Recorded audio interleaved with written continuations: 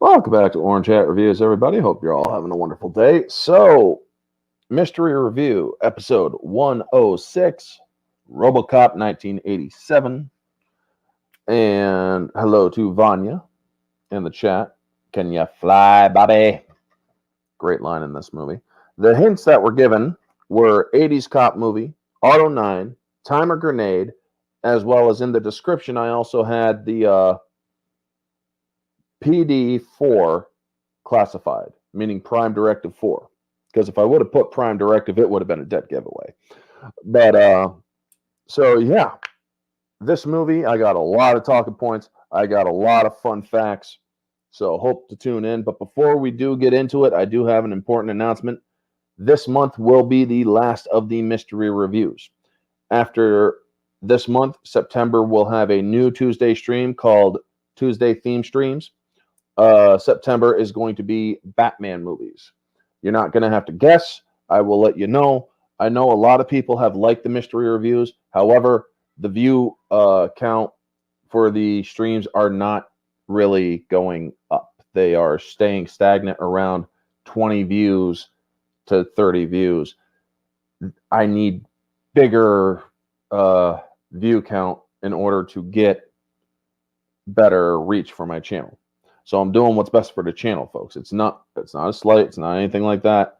I just need to do what's better for the channel. Allowing people to know what's coming up a week ahead actually gets a little bit or a lot better views, you know. So the mystery review had a good run, 110, or there's going to be 110 of them, and it's, I believe, still the longest playlist that I have. So with that, let's get into it. Hello to the chat, Vanya, and whoever else is paying attention. I see that there are two people in the chat.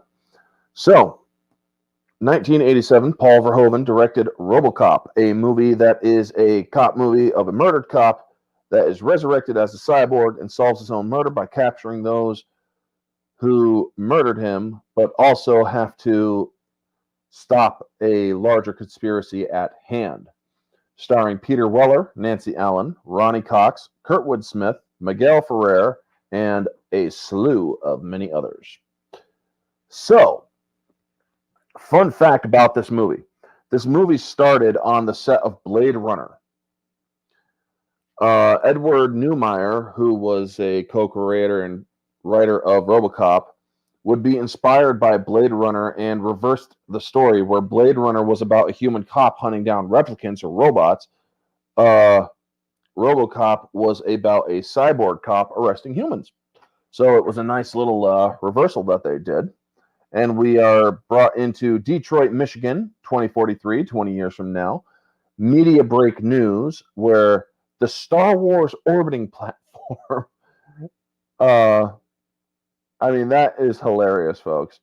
You hear I love how this movie does these little commercials throughout to kind of give the audience a sense of realism of this is what happens, or are you watching a movie or are you watching a show, you know? And the commercial one is the Family Heart Center with cyber hearts, like these artificial hearts that they are selling. And then we hear the news of 3 dead cops blamed on OCP, Omni Consumer Products, and they're trying to fund and run the cops, making the police privately owned, police state. Clarence Boddicker killed or injured another, or killed 3 recently, and 1 is alive and identified him, played by Kurtwood Smith.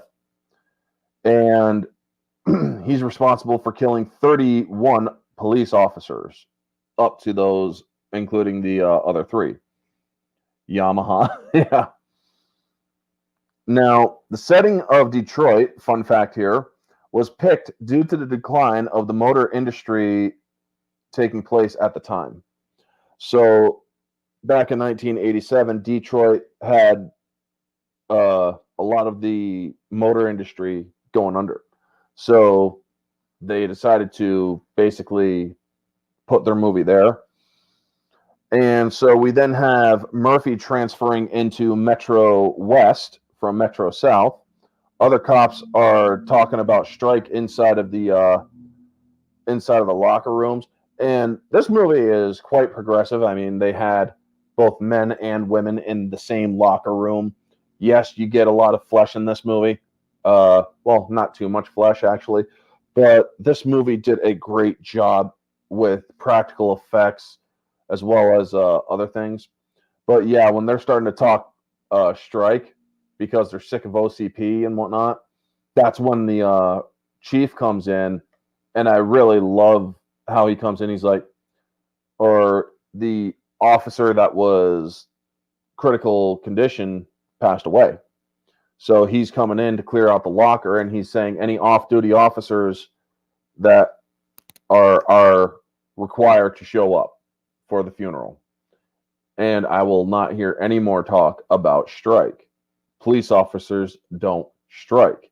I do like this actor and his role, because Chief basically is saying it without, or if this police or if the police strike, crime's going to go through the roof. Well, look what's happening out there 20 years before this movie takes place. I mean, look at Chicago. I mean, they should, or if they ever do another reboot of Robocop, they should just do it in Chicago, because, well, Chicago's a fucking piece of shit, you know? We're not plumbers. Yeah, exactly. Another great line. It's like, we're not plumbers. Please don't strike. So we then see that Murphy meets Lewis. And I like how they did Nancy Allen. Nancy Allen was actually opposite cast, her normal typecast, where she actually played in previous roles. She was very feminine.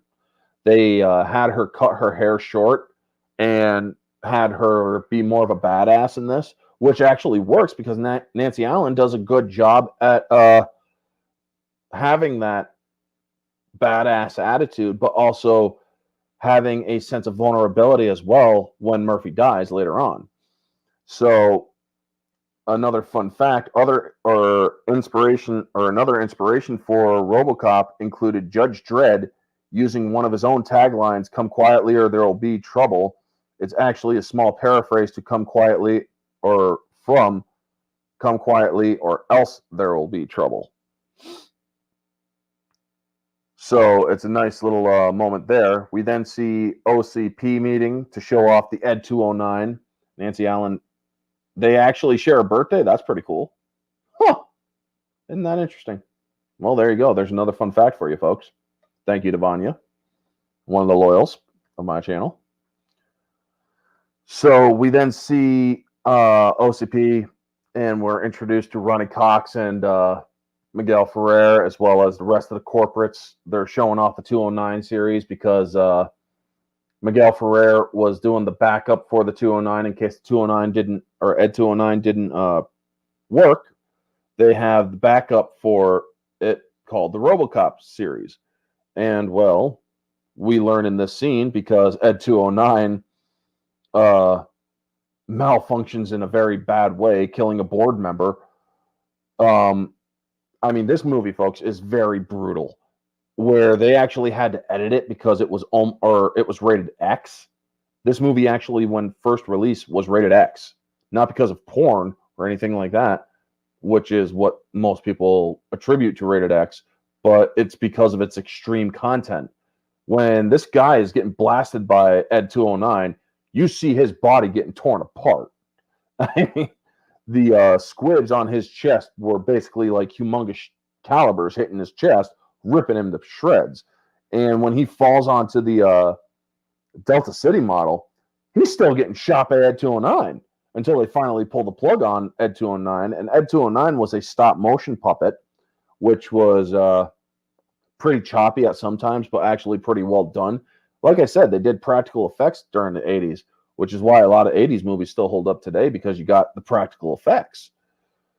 And, well, Dick Jones is not it, or is kind of in the doghouse after that. It's like, it's just a glitch. We'll fix it. And, well, then this is where Bob Morton sees his opening and tries to talk to the old man. They don't call him anything else but the old man. Herlihy, I think his name is in real life. Google it anytime. Yeah, nice. But he pitches his Robocop thing, and he's like, and Dick Jones is like, there's time and place for just come to my office, and the old man's like, now wait a minute, and then when he's being ignored, Dick, maybe it's time for a little bit of fresh perspective. You think we'll get a sequel to the 1987 original? We have a sequel to the 1987 original, Vanya. It's called Robocop 2.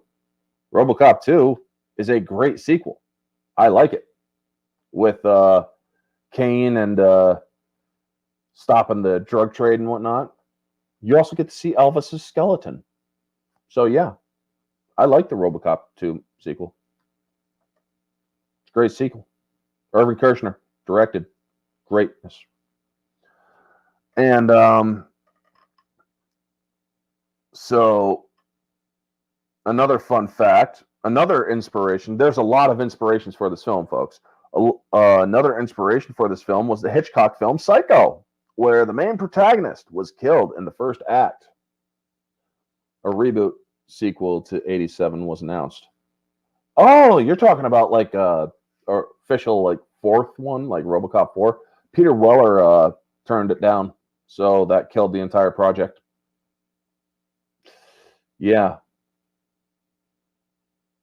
We won't be getting that sequel, or we won't be getting the fourth installment to Robocop. Peter Weller turned it down. Because at the time, I believe Peter Weller was actually teaching at Syracuse University in New York, close to where I lived at the time when it was announced. So we then see Murphy doing a pistol twirl and talking with, hey, Davian, good to see you, and Ruben Thomas, good to see you. Robocop 2 in the 1994 TV series, yep. And I'll actually get into more other stuff about Robocop as well. I have a lot of fun facts planned, folks. And Ruben Thomas, good to see you. So he's twirling his pistol, kind of like that laser guy on the commercials, Jet Jaguar or something like that. I can't remember the name. Sorry. I watched this yesterday to get the talking points. And it's kind of amusing. He's like, okay, I get a kick out of it, but it's also good to be a role model for your son, you know, who likes it. And so they get the call about a bank robbery or bank heist that happened, and it turns out to be Boddicker and his men. Well, Boddicker opens up the thing of money, and it's all burnt, and he's like, you burnt the fucking money. I had to blow the vault. What do you want? It's as good as marked, you fucking asshole. You stupid asshole. I mean, he's just going off on this guy. Kurtwood Smith, who was actually originally slated to play Dick Jones, yes, it was, Davian. It was actually based loosely off of Judge Dredd, including the original design for Robocop was actually pretty identical to Judge Dredd. Hey, Neozoic. It's good to see you. Unfortunately, you won't be able to stay for the stream for Robocop. Great film. But I dropped by to say hello, and good folks in the chat. Enjoy the rest of the stream. Thank you, Neozoic. I got a lot of talking points, so I got you, brother. Thank you so much for being here. And make sure to slap the like on the way out. Or as my banner says up here, arrest that like button or there will be trouble. Anyway, folks. Back to it. So you got great moments in this chase because you see that the cops are rolling up. They're getting ready to shoot. Well, the cop pulls up on the side. So when they open up or kick the door open to fire, well, they're not there. So you got the bad guys wasting ammo. Good moment. And the chase ends is delayed because, well, the guy that blew the vault and burnt the money is like, can you fly, buddy? Throws him out because he also got shot in the leg. I mean, you got this story is actually very well done. You have Peter Weller, who was established as Murphy and transferring in from Metro South to West. Metro West is a war zone. And we got Boddicker. So when they get to the old mill, we get to the main crux of the story that pushes the story even further, which is the death of Alex Murphy. And I lagged. Did you see my reboot sequel info? Yes, I did. Yes, I did, Vanya. And, yep, there are also, Davian, if you came in before or after the Judge Dredd thing, one of Judge Dredd's lines is actually used in this movie, come quietly or there will be trouble, but Judge Dredd's line is come quietly or else there will be trouble. So they actually had a puppet for Alex Murphy when he was getting shot, and you also have the fake arm that's like this, or like this when Boddicker shoots his hand off. Then they shoot the arm off, and when they're actually shooting the shit out of Murphy with the shotguns, that's actually a full-body puppet that has its face twisted in agony. And so when they do the shot where they pan from here all the way around to Murphy, or from Murphy's face to the back, where they have Boddicker do the coup de grace, putting one square in his head, that's actually a puppet. And honestly, the puppet back then that looked like Peter Weller had me convinced that was Peter Weller that actually got shot in the head. And it's like, oh, damn. You know? This movie was very graphic. And I saw this movie, I think I was like 5 or 6 years old when I first saw the original Robocop. Now, back then, they actually had the most of the graphic nature of Murphy getting shot. They actually took that out because of the rated X rating. They had to bust it down to a rated R. But when I saw it on DVD, when the DVDs came out, it was a lot more graphic. And I'm like, I don't recall seeing this, but holy crap. So, yep, Murphy is the 33rd cop killed by Clarence Boddicker. And they try reviving him at the hospital. And I love how they actually have Murphy's life flashing before his eyes before he dies. It is a great cliche, but it works. It shows the memories of him with his son, with his wife, and then it shows the ending of it where he gets shot by by Clarence Boddicker and his men. And so, fun fact, another inspiration for Robocop comes from Marvel's Rom Space Knight, both about a man who became a cyborg.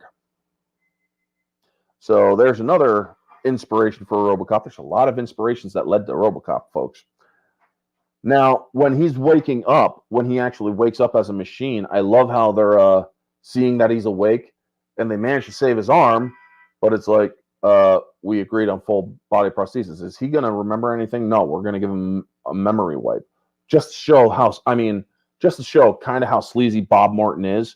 They managed to save his arm, but instead they're going to get rid of the arm and go full body prosthetic. So I'm lagging. I'm sorry if I'm lagging. New webcam. Hopefully that issue is... Am I lagging for anybody else in the chat? I shouldn't be. I got a stable Wi-Fi and whatnot. It's kind of odd. But anyway,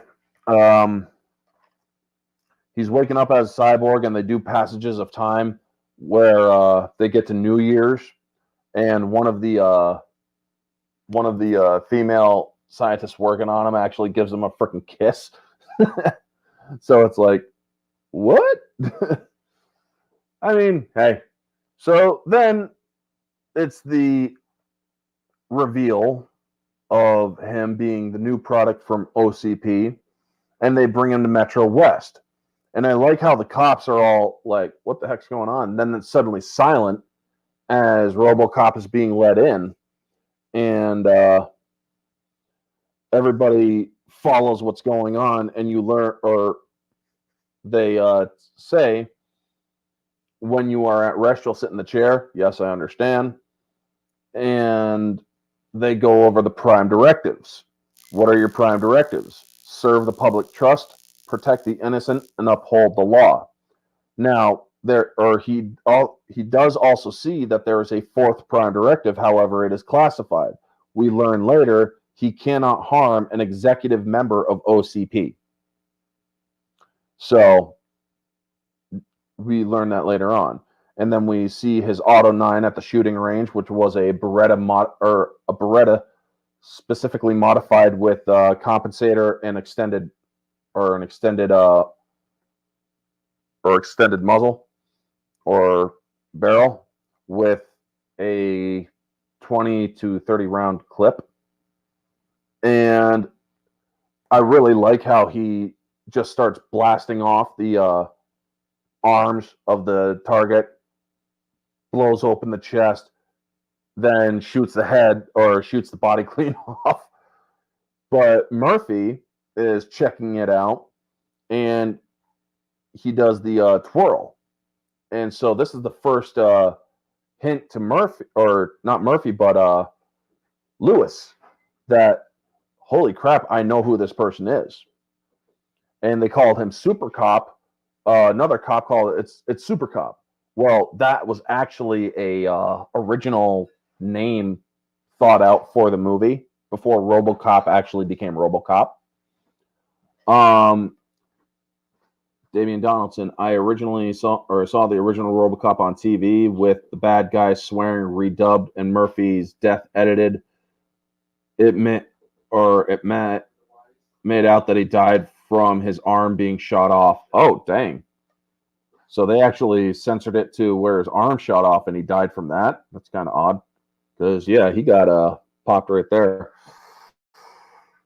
So another fun fact about the movie took inspiration from real world things like the 80s powerful corporate business culture.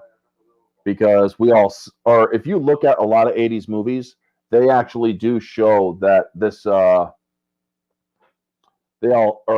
you see a lot of corporate businesses, like the Aliens movies. You got Wayland Yutani. This movie, you have OCP. You have a lot of corporate businesses that are just evil. So they went there. So they send him out to solve some crime. He stops a store robbery. And I love how this guy is shooting at him.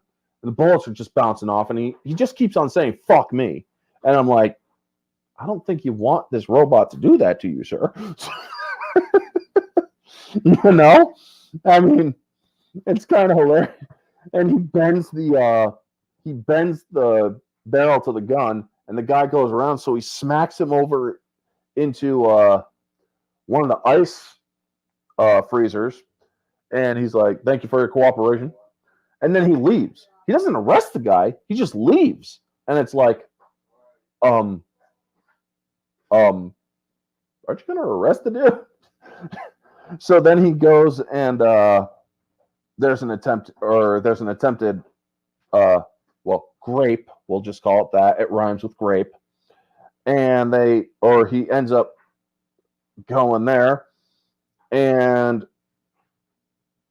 he shoots the knife out of one guy's hand, and the woman is then held against the guy, and he's like, I'll cut her. I swear to God, I'll cut her. And well, gun point down, pop.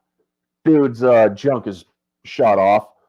I believe my mom actually got a kick out of that one when she was watching it with me the other day. She's like, oh, dang. She got a small chuckle out of that. And, I mean, it's like, oh, dude, yeah, you're never going to be arrested for that crime ever again because you ain't going to be able to perform. Oof. I mean, it makes me cringe when that scene happens. Believe me, folks.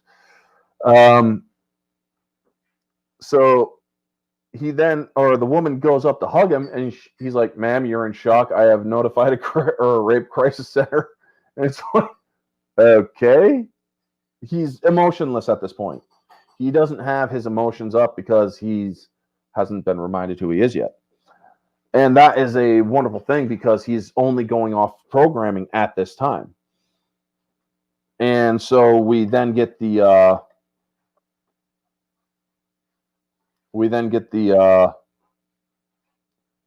ransom.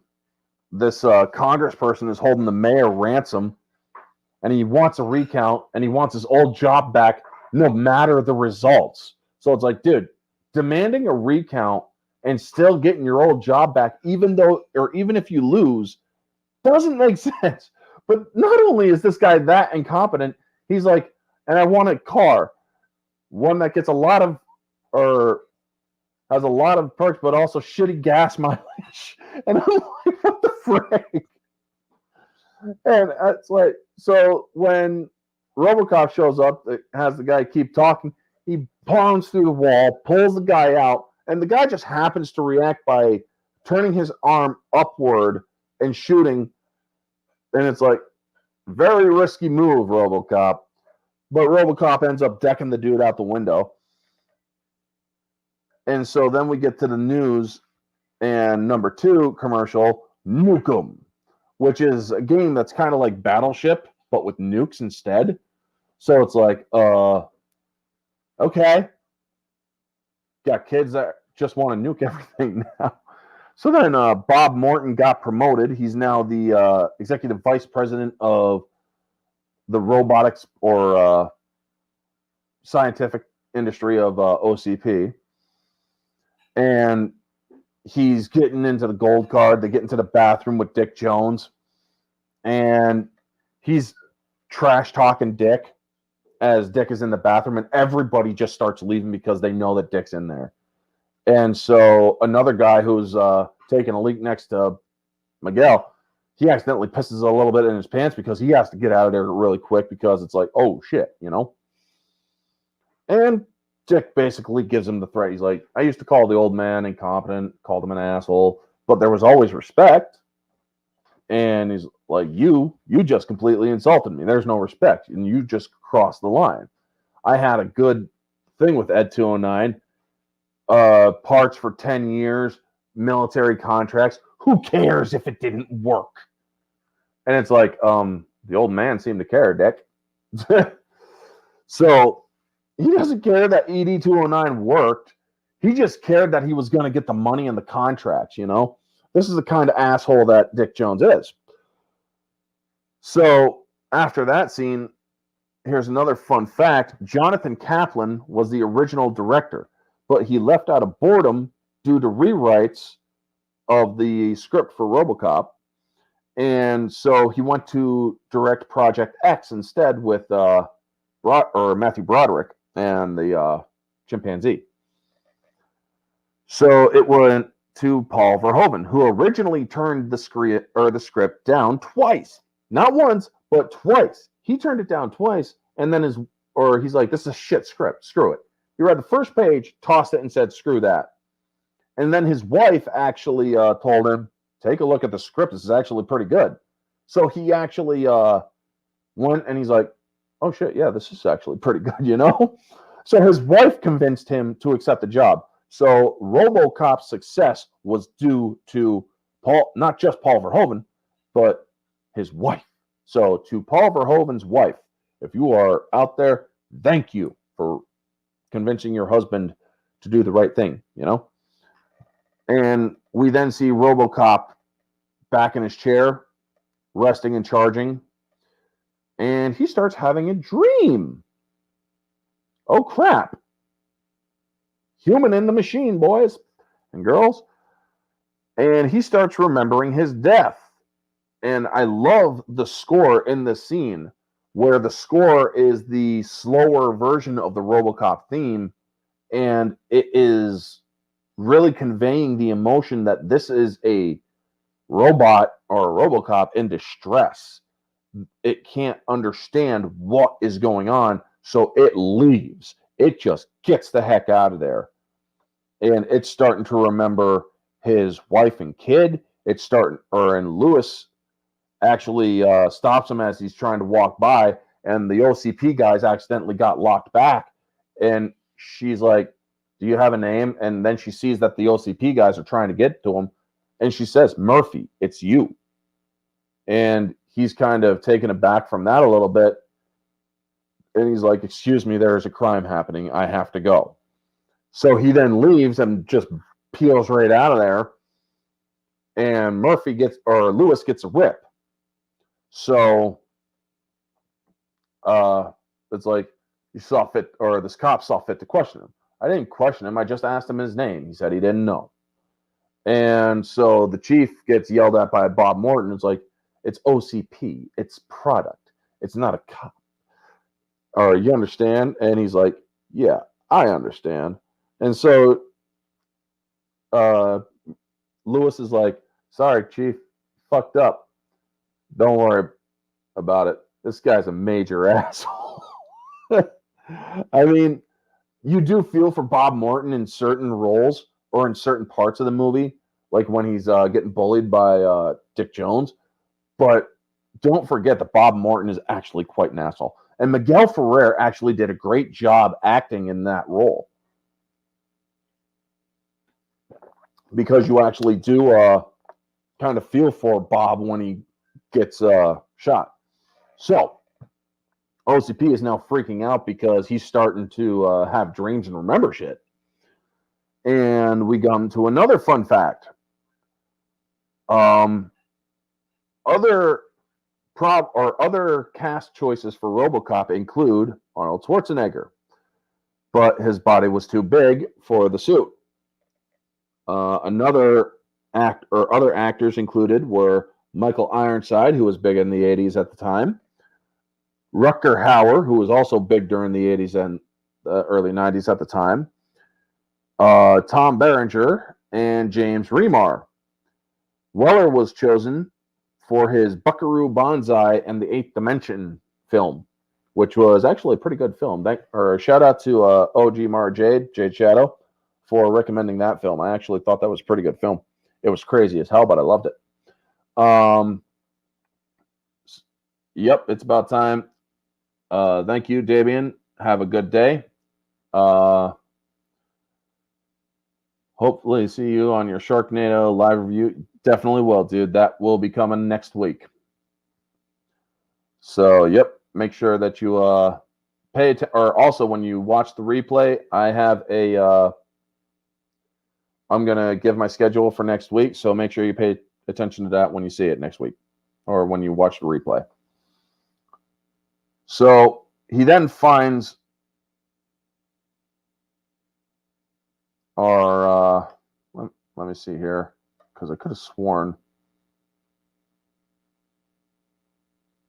Yep, he goes to, I believe he finds one person, or he finds the one of the people who murdered him. And it's Emil, the redheaded bald guy. And records his reaction to Dead or Alive, because this is the first line that we get, Dead or Alive, you're coming with me. After he said that to Emil in the old mill before he got murdered. Well, the guy then starts freaking out. He's like, you're dead. We killed you. We killed you. Well, this was recorded by Robocop, and he hesitates. And he's like, what? Or he can't process this information. And I love how they actually do that, because it's a great moment where Robocop's like, what? But then he sees that the guy is getting ready to go, so he takes aim just as the guy released the gas and throws a lit cigarette. Well, the gas station goes up, but he's walking through the flames, shoots out the guy's tires and stuff, and grabs the guy. And he's like, who are you? Who are you? And he then drops him. And so the guy's arrested again, I'm guessing, or just let go. We don't know whether or not he was arrested. So Robocop is now in the archive room or a data archive for the police station, and he's looking up or finds Emil, and then sees known associates Clarence Boddicker, and looks up Boddicker's rap sheet, suspected murder of Alex Murphy, a cop. So he then sees that known associates for Boddicker include Leon Nash and Victor Min, Bobby Cox, and whatnot. And then he looks up to Alex Murphy and sees that he is in fact deceased. So before we get to the next scene, another fun fact: Stephanie Zimbalist was originally cast as Lewis, but had to drop out when Remington Steele was greenlit for a second season. Nancy Allen was chosen to subvert expectations as her previous roles had her very feminine.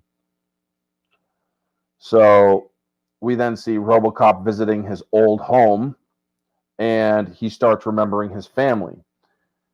And his stress spikes as he reaches the end of the tour to his old house, because they have those little robo display tours. And he ends up putting his fist through the last one. And it's like, what is going on with me? Now, he then goes hunting for known associates to Clarence Boddicker. And we get Leon Nash, played by Ray Weiss. Great job by Ray Weiss. And this scene at the club, folks, I love the scene at the club, because he actually goes and is walking through, and the guy pulls a gun, or when Leon pulls a gun, he just smacks the gun, and another dude catches it while dancing and points it at another friend, or at their friend, like, hey, yeah. And so he's like, hey, and he tries kicking the Robocop in the nuts. And it's like, dude, robot. You think, I mean, these dudes had no common sense. So he's like, come with me. And he grabs him and starts dragging him off by his hair. And it's like, oh, damn. Now, Robocop's armor is titanium weave, or bi-weave of titanium and Kevlar. So it's lightweight, but it's bulletproof. So reason why it's bulletproof. And another fun fact was Robocop was originally hated as the title because the studio wasn't sold on it. They went with Super Cop or Robocop, the Future of Law Enforcement, as a subtitle, but they eventually cut it down and used it as Robocop because they couldn't figure out anything else to use it. So yeah. So then we while he's going after Boddicker shows up at Morton's house while Morton has a couple of hookers, and he's doing a bunch of freaking coke, or sniffing or snorting lines and stuff, and then also snorting it off of one chick's chest. Well, Boddicker shows up, and I love it. He comes in, bitches leave. Well, they're out there. They're like, gee, Bobby, see ya. You're going to call me, right? This dude has a gun on him. Honey, I don't think you're going to see him again. Just kind of saying, you know. So we then have Boddicker shoot him twice shoot his legs up. And he actually would have hit his femoral artery, too. So then he pops in a disc of Morton, or of Dick Jones, telling him, he's like, you're probably on your knees right now begging for your life. And we could have been friends, Bob. We could have been partners. I'm cashing you out, Bob. And during this time, Boddicker pulls a pin on a timer grenade and sets it just out of Dick Jones's Bob Morton's reach, and leaves the house. So Bob Morton is now dead. So we then get to the coke plant run by this Italian guy, Sal. Now, folks, they drop some major gaming words in here. And I'm going to repeat the line. YouTube, do not strike me. This is only me covering the line because it's a great line especially back then. But it's like he wants them to buy with a volume discount because they're in old Detroit. And he's like, I have the pull to shove this factory so far up your dumb WOP ass, you'll be shitting snow for a year. And he's like, Sally, blow this man's head off. And more guns are pulled. And it's like, come on, guns. The Tigers are playing tonight. And so they come up with a good deal. But then the door starts getting pounded on, and Robocop is there. And I love how Robocop, or this whole scene with the choreography of where he has to shoot, where he targets and everything is so well done. Where he is actually he kills Victor Min, but everybody else gets injured, and he finds Boddicker. And he just starts throwing Boddicker everywhere because he remembers who he is. He knows that this is Alex Murphy and this is a cop killer. And Boddicker start freaking out. He's like, wait, I got protection. You can't touch me. And he starts getting thrown around, and he's then implicates Dick Jones. Dick Jones is the number 2 guy at OCP. OCP owns the cops. You're a cop. And this is while he's getting thrown around with the Miranda rights being read to him. And Robocop is fully ready to kill this man. Except that Directive 2 or Directive 3 uphold the law. And he is reminded, yes, I am a cop. So he books him, or he brings him into the state, or into the station. And he's then told, he is, tells the chief, is like, book him. What's the charge? He's a cop killer. Dude, he was surrounded by cops. But, Dick Jones is Dick Jones. Spits a bunch of blood all over the charge sheet.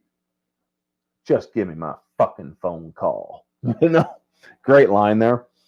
So another fun fact is the suit was made from fiberglass and foam latex, and it took 6 months to construct.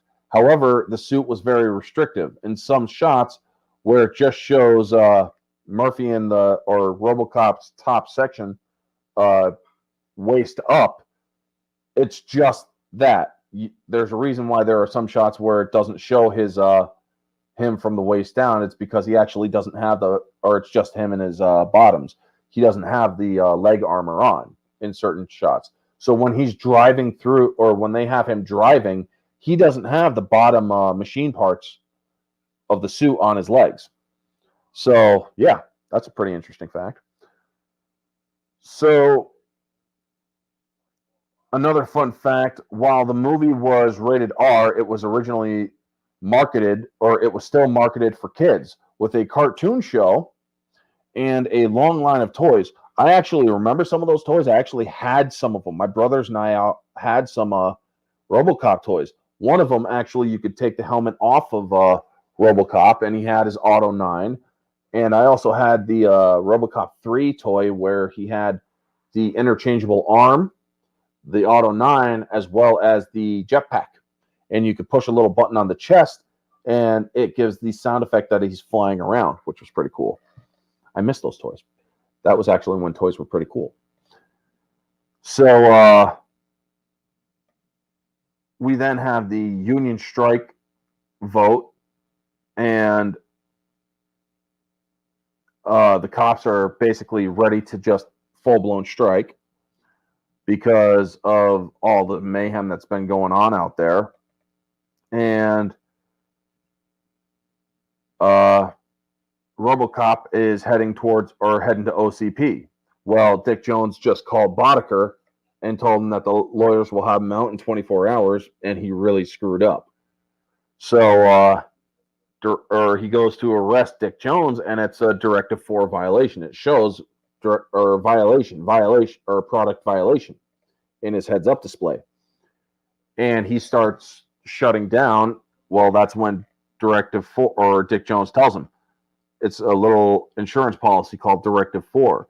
Any OCP product that attempts to arrest a senior executive officer of the company results in immediate shutdown. So he can't arrest him. So he then brings in Ed 209 versus Robocop. Now, Ed 209's animalistic noises are from a bear and a lion and a tiger. However, when the ultimate flaw for the Ed 209 is stairs, you start hearing a squealing pig for Ed 209. And we then see him get out, and while he's fighting Ed 209, he gets Ed 209 to blow off one of its own arms, and he's calling that there's trouble in the tower, send the police, you know? Well, the police are now ordered to destroy it because it's a malfunctioning product, and it has evidence. And unbeknownst to us, when Dick Jones brought in Ed 209, he said, I had to kill Bob Morton because he made a mistake. Now it's time to correct that mistake. Unbeknownst to us at the time, he recorded Bob or Dick Jones saying that. So when the cops start shooting up, this scene really puts the sadness in it, the score, because it's like you don't want to see Robocop getting shot at like that because he is a cop. And even some of the cops are saying, he's a cop, for God's sake. You can't do this. We have orders to destroy it. Open fire and start moving in. And so Robocop uses the sync divides to get down there really quick, and Murphy is there to help him and save him. So, or Lewis is there to help him and save him. I know, I keep getting Murphy and Lewis screwed up. Jesus Christ. Sorry about that. And so, another fun fact, Robocop had several commercials promoting fried chicken, folks. You heard it right. Fried chicken. There's a South Korean ad where Robocop leaves the TV and grabs a piece of chicken and starts eating it. And then he grabs the whole freaking refrigerator from the Korean family and starts walking away with it. I mean, that is completely hilarious. And so then there were a bunch of KFC Colonel Sanders Robocop commercials where Robocop is delving out justice with fried chicken. And he's even dressed up like Colonel Sanders. And I'm thinking to myself, oh my God, these are freaking hilarious. So then we get to commercial 3 with the 6000 SUX. 6000 sucks, you know? And the news of that Star Wars Strategic Defense Orbiting Satellite platform misfired and killed 2 former U.S. presidents. The police mark the ongoing, and then we see that the police are doing their strike, and Boddicker and Dick Jones are conspiring at Dick Jones' office, and he's like, look at my face, Dick. This thing tried to kill me. And so he's like, I'm going to need some military-grade weaponry for this. And he's like, we practically are in the military. So they come up with a plan to kill it. And Murphy and Lewis are at the old mill where he was killed, and we get the nice scene of him removing his helmet. Now, folks, this is a 1987 production. The face where it shows that the skin is around the cyborg unit or the cyborg's head of Peter Weller's face looks very well done. I mean, nowadays you would actually have a CGI doing this. Well, back then they didn't have CGI that good. So they did practical effects, which was super well done. I mean, when you see effects that good, it's like you can't help but be kind of proud of the fact that this thing was just that well done. And he says Murphy had a wife and child. What happened to them? They moved out. She moved, or she thought that she thought you were dead, so she moved on. She started over. And he's like, I can feel them, I just can't remember them. And then he wants to be left alone. So it's a great scene that shows that he is hurting at this moment. He's fully remembering who he is now. And we then see anarchy in the streets from the police strike. Bodeker's crew meets up with 50 cal weapons.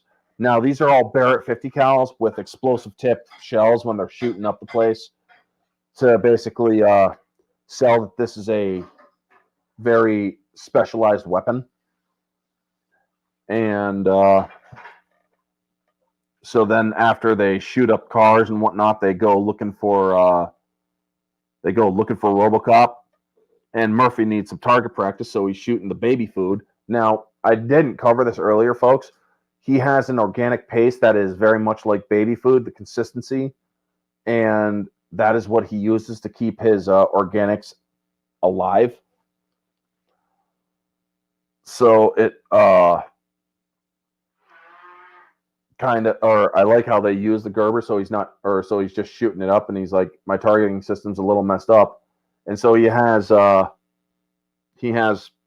Lewis help him, which is a nice moment.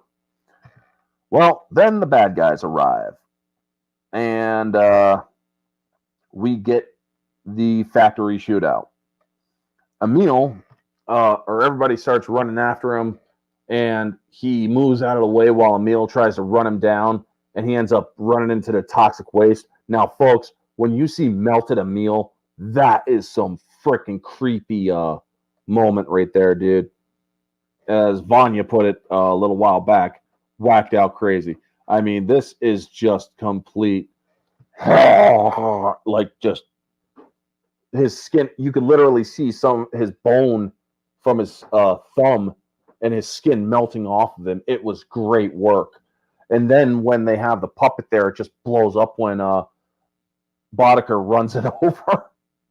It's like, oh shit, you know. And let's see here. Nash, who is Leon Nash, Ray Weiss's character, goes to drop some stuff on, or after Bodeker goes into the drink, he ends up shooting Lewis, who is about to finish her off. Bye bye, baby. Well, nope, Clarence. And you see Robocop actually walking to him. Now, folks, this movie also, thanks to Paul Verhoeven, kind of has a Jesus Christ kind of thing to it, where Murphy was resurrected, but also it almost kind of looks like he's walking on the water instead of in the water. And he's like, I'm not here to arrest you. And while Leon Nash is using a crane or a construction thing to drop a bunch of metal on Robocop in order to stop him from killing Bodeker, well, it almost takes him forever to do it, but he finally gets it. But while that's happening, Lewis is moving over to one of the rifles and ends up killing Nash after he drops the metal on Robocop. So we get the final battle where Bodeker tries smashing him and stabbing him and whatnot.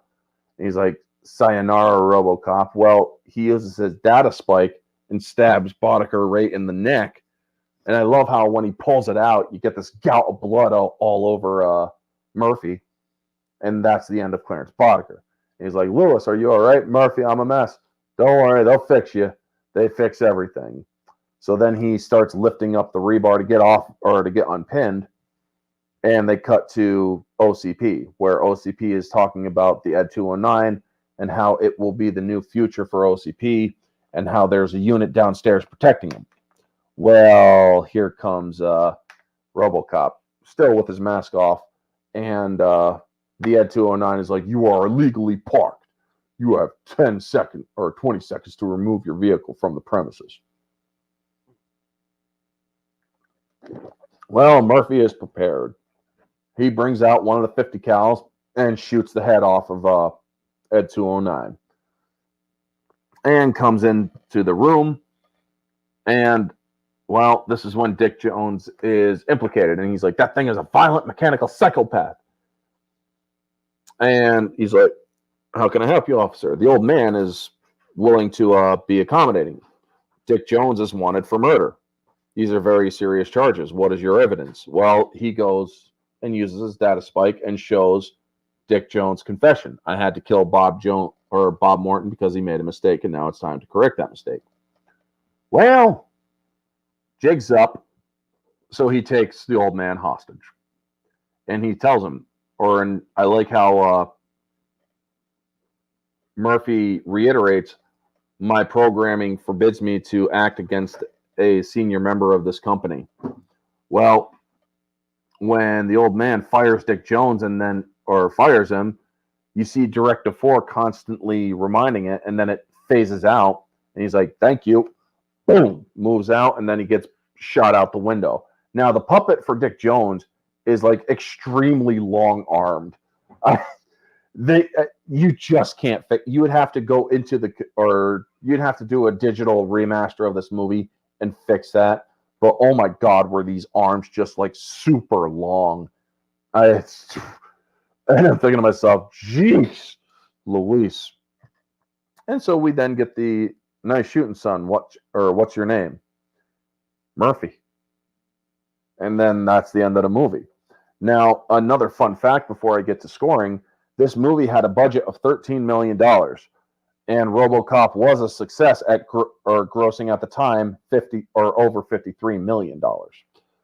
So that is the review. Time for the scoring process. Objectively speaking, this movie has a few editing issues and has a few little mistakes here and there. However, this movie is about an 8.5 objectively, because this movie has great prosthetic work, great score. This movie has great cast, great acting. It tells a cohesive story that works. You have great production, great setting.